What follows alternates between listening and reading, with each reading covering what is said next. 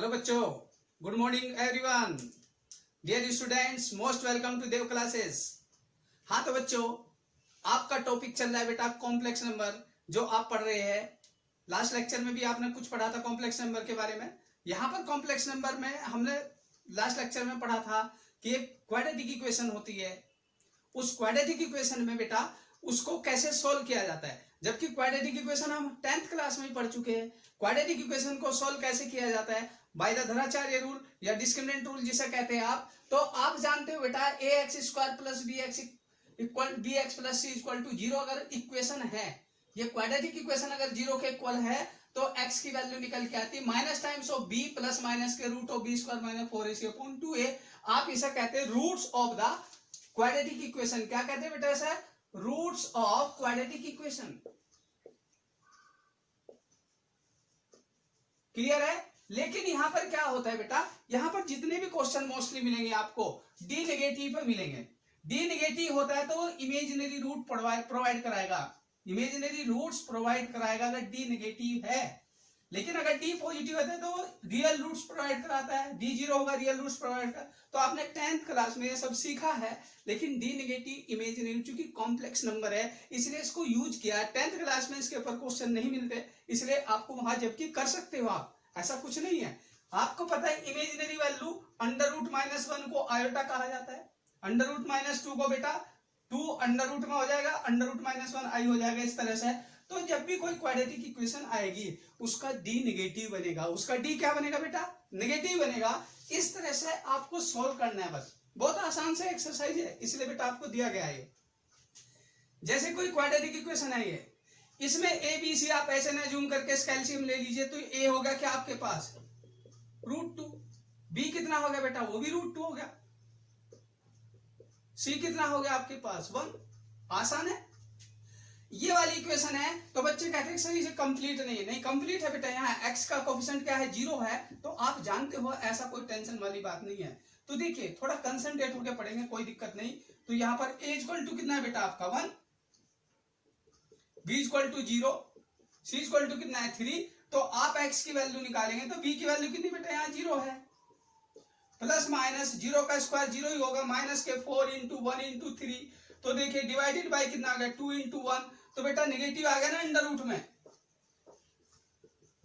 तो याद रखना है क्वेश्चनों में अंडर रूट में आएगा तो इसे कहेंगे हम बेटा प्लस माइनस के 2√3i। 12 को क्या कहा जाएगा? 4 × 3 कहा जाएगा बेटा। 4 का रूट क्या होगा? 2 होगा, √3 रहेगा, -1 का रूट क्या आएगा? i, और डिवाइडेड बाय 2। तो आप इसे कहेंगे 0 प्लस माइनस के √3i, 0 प्लस माइनस के √3i, जिसको आप purely real imaginary complex number कहते हैं। क्या कहते हैं बेटा? Purely imaginary complex number. √3 ऊपर मिलेगा और माइनस का √3i नीचे मिलेगा। तो ये इमेजिनरी एक्सिस होती है।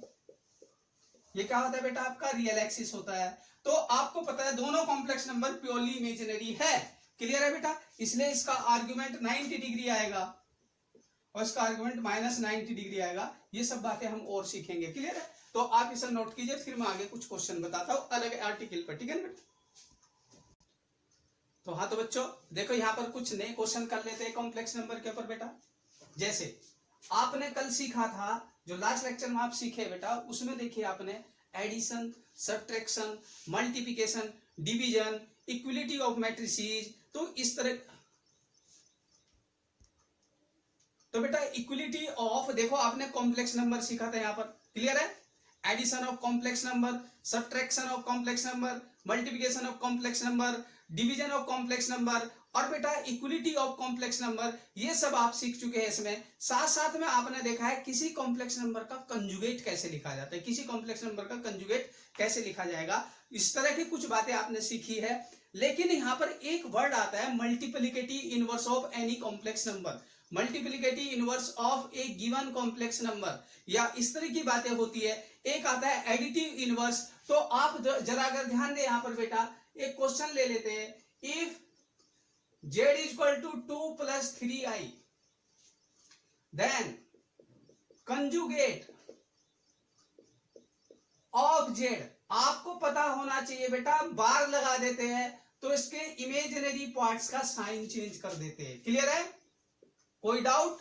कंजुगेट ऑफ जेड, तो दिस वन कहा जाएगा एडिटिव इनवर्स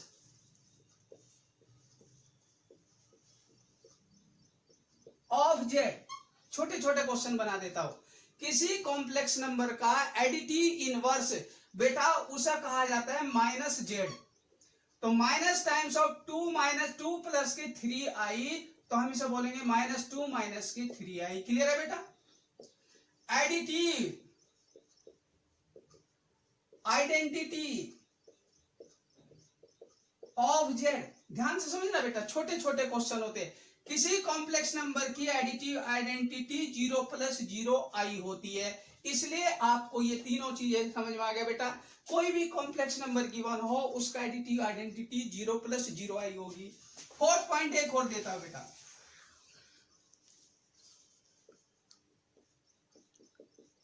मल्टीप्लिकेटिव आइडेंटिटी। किसी कॉम्प्लेक्स नंबर की मल्टीप्लिकेटिव आइडेंटिटी बेटा 1 प्लस 0i कहलाता है। 1 plus 0i, 1 plus 0i is the multiplicative identity of any complex number. z into 1 plus 0i, 1 plus 0i into Z is equal to बेटा z कहलाता है। इसे identity इसलिए कहा जाता है। क्लियर है? एडिटिव इनवर्स में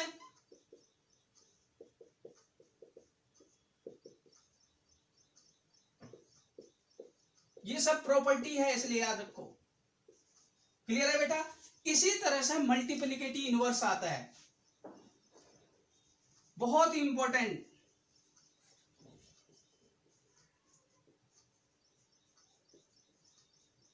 इनवर्स का मतलब मल्टीप्लिकेशन में बेटा 1/z कहलाता है। किसी कॉम्प्लेक्स नंबर का reciprocal complex number is the multiplicative inverse, तो 1/2 प्लस 3i। तो आपको पता है इसके कंजुगेट से मल्टीप्लाई डिवाइड करोगे बेटा, और नीचे वाले का कंजुगेट का मैग्नीट्यूड दे देगा उसका होल स्क्वायर, तो आप इसे 2 माइनस 3i अपॉन 4 प्लस के 9, तो मैं डायरेक्ट लिख देता हूं दिस वन इस टाइम। तो आपको कैलकुलेट करना आना चाहिए। तो बेटा किसी भी कॉम्प्लेक्स नंबर के ऊपर आप ये 5 पॉइंट बना लीजिए।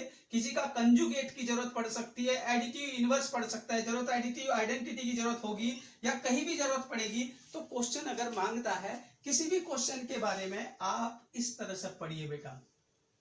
उम्मीद है समझ में आ गया होगा। क्लियर है बेटा? देखिए एक छोटा सा question, the conjugate of 1 upon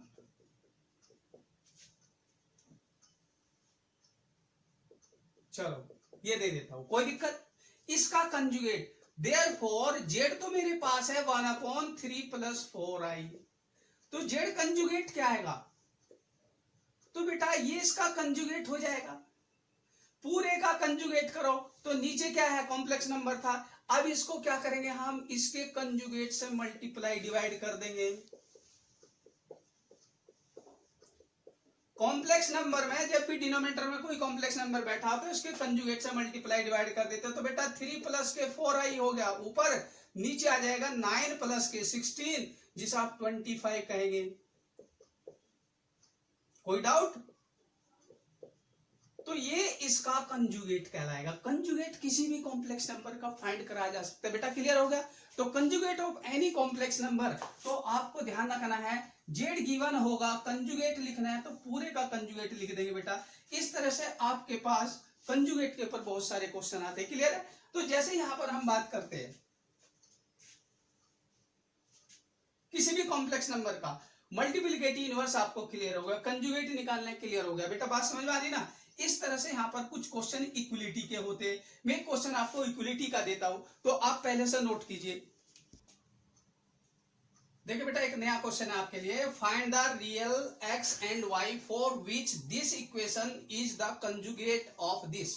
देखिए बेटा ध्यान देना, ये क्वेश्चन है आपका, और जो आपके एनसीईआरटी में भी क्वेश्चन है, ध्यान देना, product of this one is the conjugate of this one.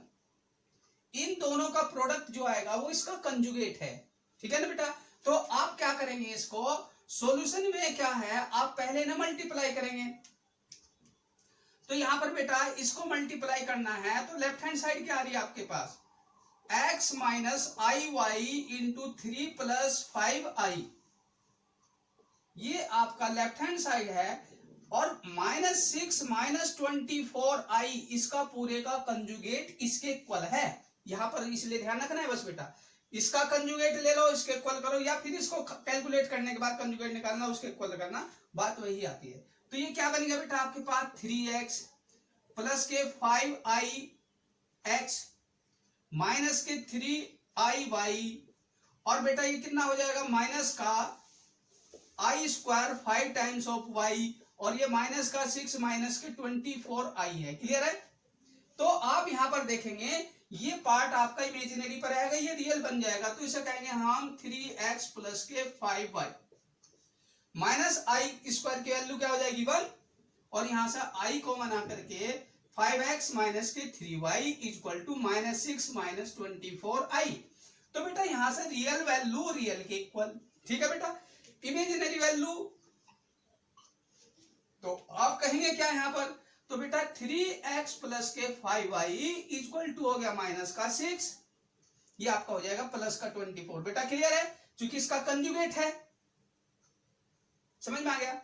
तो बेटा इसी तरह से आपके पास क्या है, 5x माइनस के 3y इक्वल टू 24, दोनों को आप सोल्व कर दीजिए, और जो x और y निकल के आएगा वो आपका सॉल्यूशन कहलाएगा। 9th 10th में आपने लीनियर इक्वेशन बहुत सोल्व की, इसमें x की वैल्यू 3 और y की वैल्यू -3 आएगी बेटा, तो आप यहां पर इसको सोल्व कर लेना।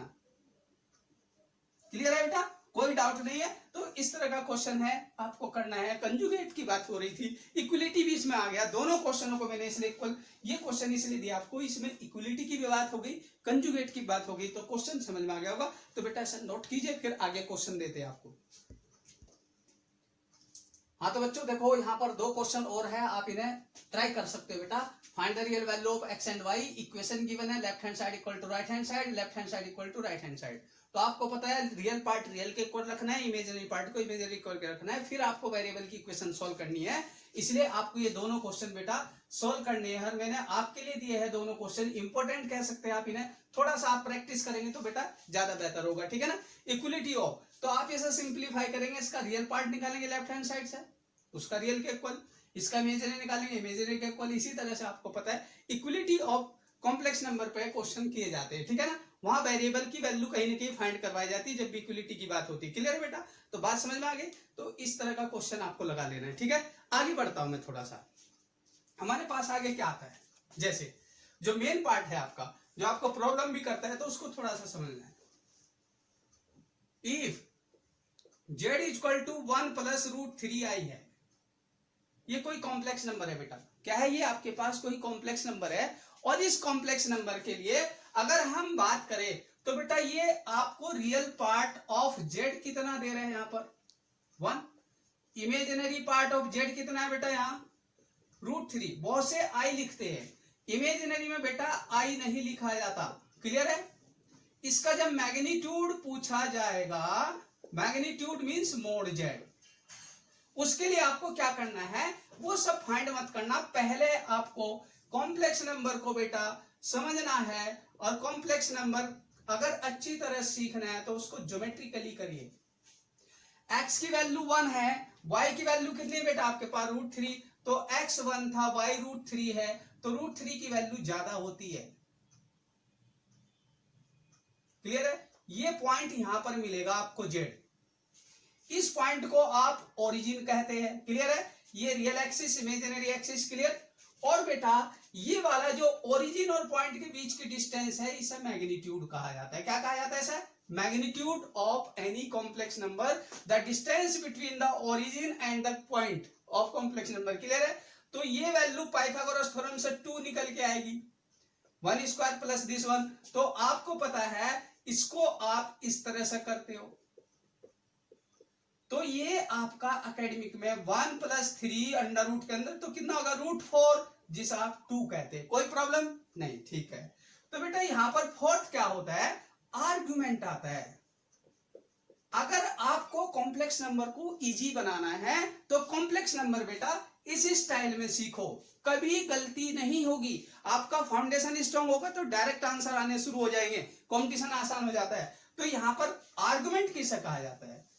किसी कॉम्प्लेक्स नंबर का रियल एक्सिस से जो एंगल ऑफ इंक्लाइनेशन होगा वो आर्गुमेंट को रिप्रेजेंट करता है। और यहां से बेटा हमें tan theta equal to √3 divided by 1, तो थीटा इक्वल टू π/3, दिशा हम 60 डिग्री कहते हैं। कोई दिक्कत? तो यहां से जो वैल्यू निकल के आएगी आपकी वो आएगी π/3, कोई प्रॉब्लम नहीं है। डिग्री और रेडियन दोनों में याद कर लीजिए। यहां से एक फिफ्थ पॉइंट और ऐड कर लीजिए आप, पोलर फॉर्म ऑफ जेड। जो कॉम्प्लेक्स नंबर है इसकी पोलर फॉर्म कहा जाता है r times of cos theta plus के i sin थीटा। r आपके पास मैग्नीट्यूड को रिप्रेजेंट करता है, 2 थीटा आपको पता है π/3 है, i sin ऑफ π/3। इसको डिग्री में भी लिखा जा सकता है, लेकिन कंपटीशन में ज्यादातर रेडियन में ही मिलेंगे। क्लियर है बेटा? तो ये हमारे पास कोई कॉम्प्लेक्स नंबर पोलर फॉर्म में आ गया। किस फॉर्म में आ गया? पोलर फॉर्म में। 6 पॉइंट क्या होगा? आप यूलर फॉर्म का यूज कर सकते हैं, कंपटीशन में जाना है तो। वो क्या होगा? z equal to r times of e की पावर i थीटा। आपको पता है r की वैल्यू 2 है, थीटा की वैल्यू π/3 है, तो ये आंसर आ गया। अगर आप किसी कॉम्प्लेक्स नंबर को इन 6 कैटेगरीज में पढ़ लेते हो तो कॉम्प्लेक्स नंबर आपको जिंदगी भर भूल ही नहीं सकते बेटा। तो कंपटीशन नहीं, एकेडमिक नहीं, कुछ भी हो, आपको कहीं भी प्रॉब्लम नहीं आती। एक बार सीखना है, लाइफ में एक बार कोई काम अच्छा कर लीजिए, कभी कोई प्रॉब्लम नहीं आ सकती उस काम में। हाँ, अगर आप अधूरा काम, थोड़ा डिस्ट्रक्टिव काम करेंगे, कहीं ना कहीं उसको जो है ना एरर के थ्रू करेंगे, तो बेटा उसमें कभी ना कभी प्रॉब्लम आनी है। एक बार फिनिशिंग अच्छी हो जाए किसी काम की तो उसमें कभी प्रॉब्लम नहीं आती, और कुछ सीखने को मन करता है, कुछ नया करने को मन करता है। तो इसी तरह से एक कॉम्प्लेक्स नंबर अगर पढ़ना है तो इस तरह से डिजाइन कीजिए बेटा उसको। नेक्स्ट में इसी के ऊपर एक क्वेश्चन और देता हूं, जैसे if z equal to -1 plus √3i। आपको यहां पर रियल पार्ट क्या मिला बेटा? इसका -1। इमेजिनरी पार्ट हमें क्या मिल रहा है? इसका √3। तो हमारे पास मैग्नीट्यूड वगैरह बाद में निकालेंगे हम, मोड जेड या इसे आर कहते हैं। उससे पहले काम मेरा ज्योमेट्री का होता है, और रियल एक्सिस पे मुझे जाना है नेगेटिव, इमेजिनरी एक्सिस पे जाना है मुझे पॉजिटिव। तो आपको पता है रियल एक्सिस नेगेटिव किधर होगी, तो 1 यूनिट पीछे आना है मुझे और √3 यूनिट ऊपर जाना है। क्लियर है बेटा? यहां से जो डिस्टेंस मिलेगी इस पॉइंट की वो आपका मैग्नीट्यूड को रिप्रेजेंट करेगा, और यहां पर जो एंगल बनेगा उसे मैं कहता हूं अल्फा। क्या कहूंगा बेटा? ऐसा एंगल कोई भी अल्फा, ठीक। लेकिन आर्गुमेंट जो होगा वो ये कहलाएगा theta equal to 180 minus alpha. ये आपका इमेजिनरी एक्सिस है, ये आपका रियल एक्सिस है, और जो real axis, positive real axis से जो एंगल ऑफ इंक्लाइनेशन आएगा वो आर्गुमेंट कहलाता है। अब बहुत सा यहां से एंगल बता देता, वो गलत है बेटा, वो आर्गुमेंट नहीं होता।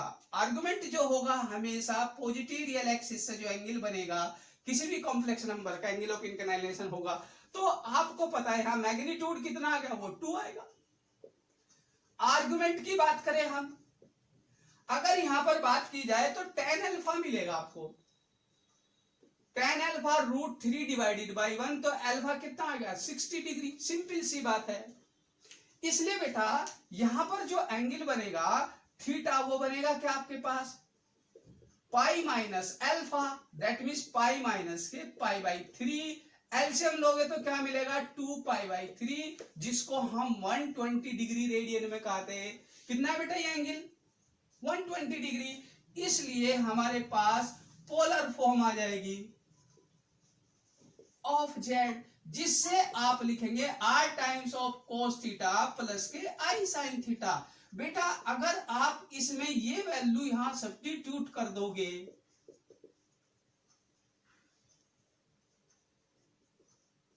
देखिए बेटा, ये हमारी पोलर फॉर्म बन गई, और इसी तरह से आप 6 वाली फॉर्म, यूलर फॉर्म भी यहां सीख सकते हो। z is equal to r times of e की पावर i थीटा, तो 2 टाइम्स ऑफ e की पावर i 2 पाई बाई 3। बेटा जब कोई कॉम्प्लेक्स नंबर आप यार इतना सीखते हो, अब देखिए पहली बात आपको बताता हूं, अगर आपका स्टाइल पढ़ने का ये है तो क्या कोई स्कूल का टीचर ऐसा होगा जो आपके मार्क्स काट सकता है? बल्कि बेटा आपको 4 मार्क्स के क्वेश्चन पे 5 मार्क्स देने की कोशिश करेगा। कंपटीशन ही नहीं, एकेडमी की नहीं बेटा, हर जगह स्टाइल और परफेक्शन काम आता है। अगर आपका परफेक्शन बढ़िया है तो कोई भी देख करके खुश हो जाता है, उससे हमें कुछ नया सीखने को मिलता है। तो कॉम्प्लेक्स नंबर एक्चुअल में ज्योमेट्री है, और ज्योमेट्री को अगर आपको सीखना है तो ज्योमेट्री के स्टाइल में सीखना पड़ेगा। तो कॉम्प्लेक्स नंबर फर्स्ट क्वाड्रेंट में अगर एंगल देगा क्या देगा, सेकंड में देगा क्या देगा, यही कॉम्प्लेक्स नंबर थर्ड क्वाड्रेंट में जाएगा। जब इसे थर्ड में लेके जाएंगे, एक्स और y both are negative, x और वाई बोथ आर नेगेटिव, तो आप बेटा इनको दोनों को नोट कीजिए। मैं थर्ड और फोर्थ में भी इसको बना के दिखा देता हूं। लेकिन कॉम्प्लेक्स नंबर अगर पढ़ना है तो बेटा मेरा कॉम्प्लेक्स नंबर अगर आप इसी स्टाइल में जानते हो, कभी दोबारा लिखना भी नहीं पड़ेगा, आप बता दें इसका आंसर क्या है। क्लियर है बेटा? इसलिए आपको कॉम्प्लेक्स नंबर को इस स्टाइल में सीखना है, तो आप इसको बढ़िया से कंप्लीट करके बेटा तब अच्छा चैप्टर बनेगा आपका। ये बहुत इंपॉर्टेंट चैप्टर कहलाता है कॉम्प्लेक्स नंबर। ये ऐसा चैप्टर नहीं जिसको कोई ऐसे ही पढ़ के काम चला ले, एकेडमी की नहीं, आगे चल के कॉम्पिटिशन में बहुत एडवांटेज है इस चैप्टर का, इसलिए आप इसे अच्छी तरह से पढ़िए। और बेटा मेरा लेक्चर कॉम्प्लेक्स नंबर में तो खासकर शुरू से लेके आखिरी तक जरूर पूरा देखें, तभी जाकर के आपको ज्यादा बेनिफिट मिलेगा।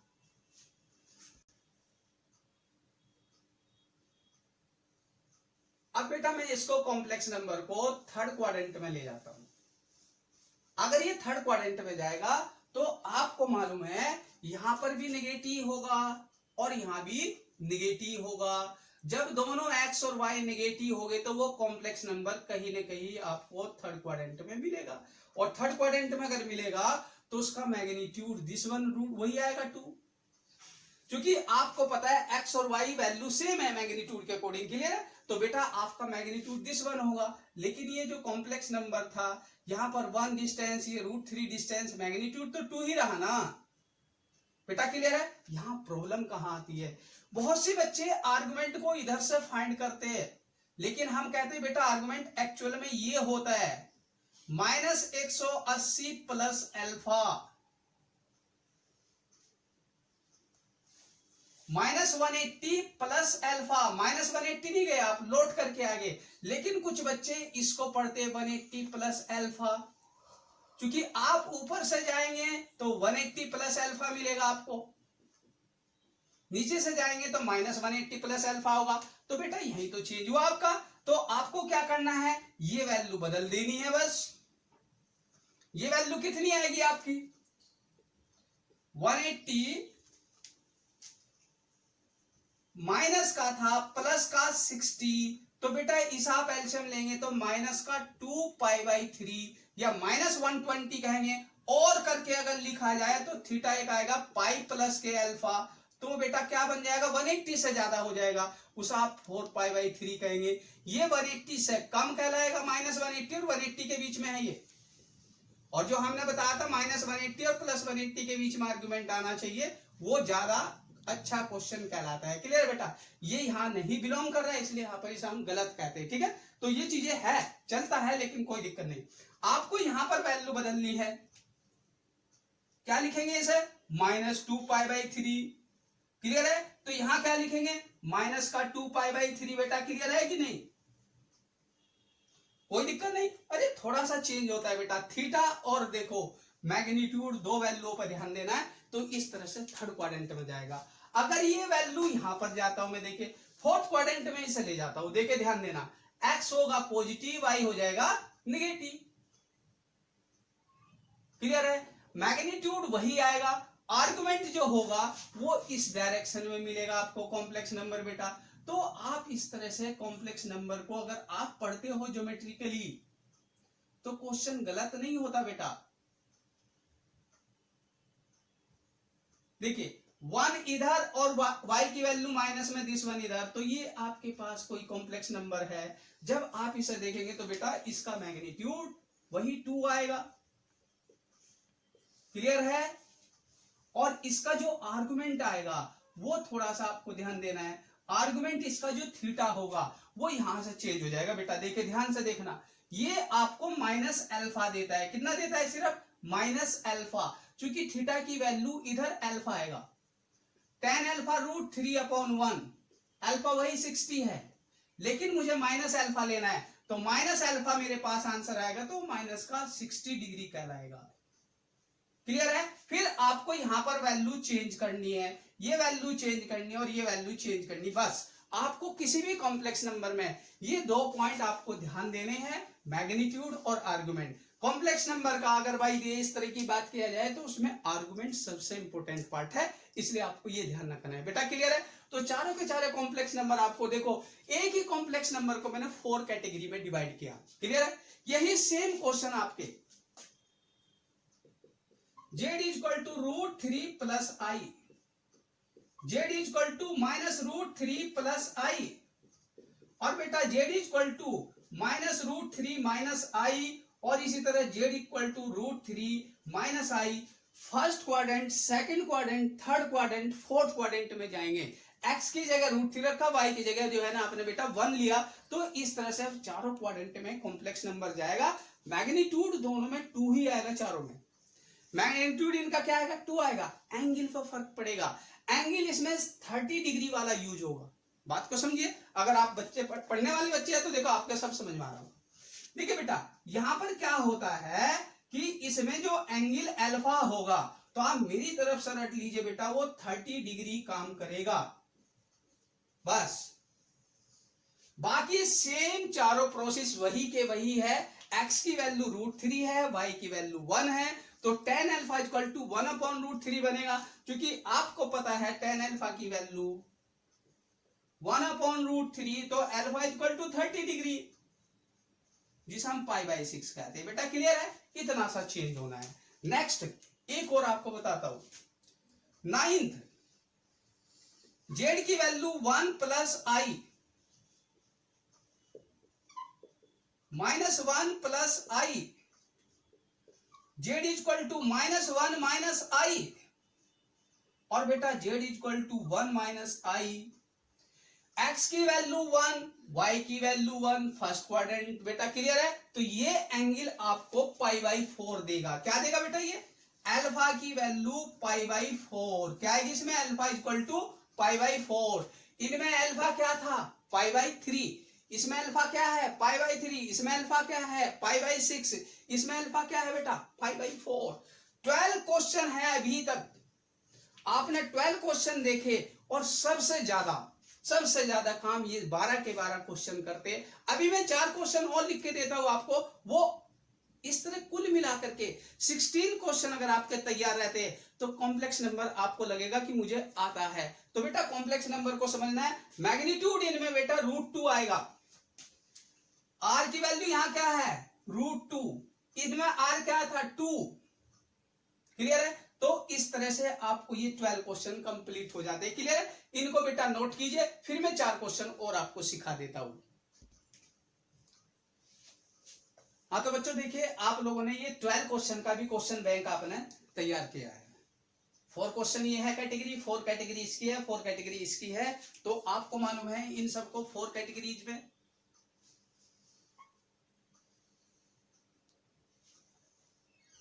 यहां आर की वैल्यू √2 आती है, थीटा कितना आता है इसमें? अल्फा, सॉरी अल्फा पर ध्यान देना है, π/4।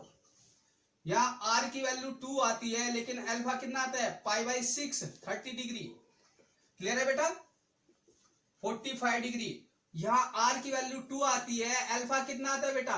π/3, जिसे हम 60 डिग्री कहते हैं। बाकी आपको आर्गुमेंट निकालना है, सही हुआ है, उससे पता चलेगा आपको। ठीक है ना ज्योमेट्री से। नेक्स्ट बात करता हूं, ये थीटा आर्गुमेंट नहीं है, इसलिए आपको ध्यान रखना है। मेरे को यहां पर 13 और 15 की बात करनी। 13 मेरे पास क्या होगा? देखो z इक्वल टू, अगर बेटा मैं 2 प्लस के 0 आई, कोई रियल कॉम्प्लेक्स नंबर देता, प्योरली रियल कॉम्प्लेक्स नंबर, तो बेटा इसका सिंपल सा फंडा है, तो वो यहां कहीं मिलेगा आपको 2 + 0i। तो इसका मैग्नीट्यूड कितना हो गया 2, real part 2, imaginary part 0, magnitude आपको सीधे सीधे दिख रहा है 2। आर्गुमेंट की बात करते हैं वो थीटा इसका 0 डिग्री आएगा, ध्यान रखना है बस। क्लियर है? बाकी आप लिख सकते हो 14। इसी तरह से हम z = -3 + के 0i ले लेते हैं, तो बेटा वो कहां मिलेगा आपको, यहां कहीं मिलेगा। तो ये मैग्नीट्यूड रिप्रेजेंट करेगा इसका 3। एंगल कितना आएगा बेटा इसमें 180 डिग्री, और -180 भी कह सकते हैं, और -180 भी कहेंगे, लेकिन पॉजिटिव वाला प्रीफर करेंगे बेटा। इधर से -180 कह सकते हैं, ऊपर से +180 कह सकते हैं। इसका एंगल कितना है 0 डिग्री है, कितना है 0, सब कुछ दिखाई दे रहा है। 15th बेटा आपके पास किसी ने कहा z = 0 + के 2i, purely imaginary complex number. तो बेटा ये प्लस का 2i इधर होगा। क्लियर है? तो इसका मैग्नीट्यूड कितना हो गया 2। तो यहां से आप करें मैग्नीट्यूड r की बात करूं 2, तो थीटा जो आ रहा है 90 डिग्री आ रहा है बेटा। कितना दिख रहा है आपको 90 डिग्री, बस इतना सा रट लीजिए आप। क्लियर है? 16th हमारा क्या होगा z = माइनस का ले लेता हूं 0 - के 3i। तो बेटा वो कहां मिलेगा आपको, यहां कहीं मिलेगा। तो इसका मैग्नीट्यूड 3 आएगा, लेकिन आर्गुमेंट -90 आएगा। तो r लिखेंगे 3 और बेटा थीटा लिखेंगे -90। कोई दिक्कत?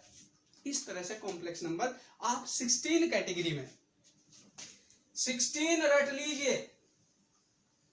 16 क्वेश्चन का एक क्वेश्चन बैंक बनाइए। कोई भी क्वेश्चन होता है 16 टाइप का हो सकता है, तो इसलिए ध्यान रखना है इसमें रियल एक्सिस, इमेजिनरी एक्सिस और इस तरह का 16 क्वेश्चन का अगर आप क्वेश्चन बैंक बनाते हैं तो किसी भी क्वेश्चन का मैग्नीट्यूड, आर्गुमेंट और बेटा पोलर फॉर्म, यूलर फॉर्म लिखने में कभी प्रॉब्लम नहीं आएगी। अगर ये सब आपको आता है तो कॉम्प्लेक्स नंबर का बहुत बड़ा पार्ट आपका कंप्लीट हो जाता है। इसलिए कॉम्प्लेक्स नंबर को बेटा इस तरह से इसी स्टाइल में पढ़ेंगे तो कॉम्प्लेक्स नंबर ऑटोमेटिकली आपको परफेक्शन देगा, और परफेक्शन आपके अंदर आएगा तो बेटा चैप्टर में इंटरेस्ट क्रिएट होगा, इंटरेस्ट क्रिएट होगा तो आप कभी भूलेंगे नहीं।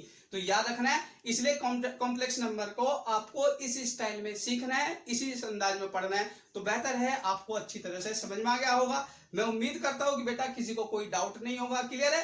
तो इसलिए इस लेक्चर के साथ मेरी वीडियो को बेटा अगर अच्छा लगा हो तो लाइक जरूर कीजिए, कहीं ना कहीं बेटा शेयर कीजिए, सब्सक्राइब कीजिए, और कहीं भी मेरे को अगर कुछ भी अच्छा लगता है तो उस पर कमेंट्स जरूर कीजिए बेटा। इसलिए आपका ही चैनल है, आपको मेरे साथ में थोड़ा सा किसी तरह से सपोर्ट करेंगे तो बेहतर है बेटा। तो इसलिए बच्चों आज के लेक्चर के साथ यहीं पर मैं इसको लेक्चर को खत्म करता हूं। तो thanks to everyone for watching my videos.